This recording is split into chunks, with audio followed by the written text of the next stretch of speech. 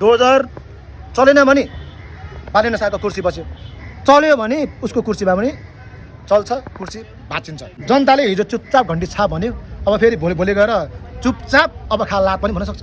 राणा भन्दा नि कुर हरकत हो यो, तत्काल फिर्ता हुनुहोस्, त्यसमै तिम्रो न्याय हुन्छ हो, त्यसमै तिम्रो कुर्सी रहने कि नरहने भन्ने विषयमा त्यहीँ होइन ऊ रहन्छ।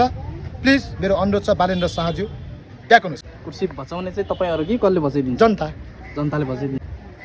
अब रासपाको पार्टी कार्यालय घेर्ने भन्ने कुरा पनि छ नि। पार्टी कार्यालय घेर्छ क्या सर, यो तपाईँलाई थाहा छ कि छैन? जेनजी विद्रोहमा सारा घेरिदिएको देश यो। फेरि यो सोचेको होला त्यो रासपाले बालेन्द्र शाहको समर्थकले नो गलत, हाम्रा पनि हजारौँ मान्छेहरू थिएन? थियो नि, नेपाल जनता सबै गएको थियो तर बिचरा होइन। सुकुम्बासीहरू रासपा पार्टी कार्यालय घेर्न जाँदाखेरि तपाईँहरूले समर्थन गर्ने कि नगर्ने भन्ने? नै मैले भने नि, न्यायको पक्षमा अन्यायको विरुद्धमा कुनै पनि कामहरूमा जनताको पक्षमा हामी खम्बा भएर उभिन्छौँ र सरकारले पनि राम्रो काम गर्छ भने हामी जनताले मत दिइसकेका छ, हामी स्वीकार गर्छौँ। बालेन्द्र शाह राष्ट्रपतिको मात्रै हो, प्रधानमन्त्री क्या, हाम्रो पनि हो नि, तपाईँको नि, सुकुम्बासीको हो नि, सबैको होइन त, देशको प्रधानमन्त्री नि।